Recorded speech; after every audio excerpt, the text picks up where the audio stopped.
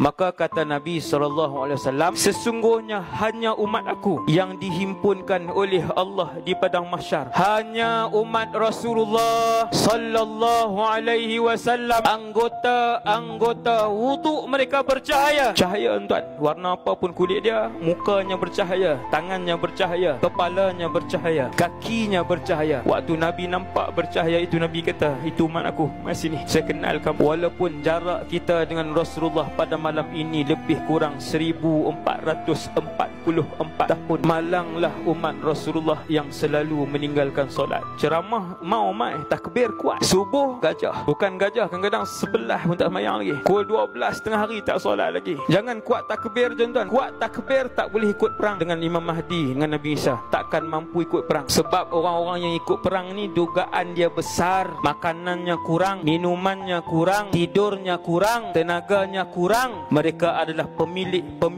iman yang kuat.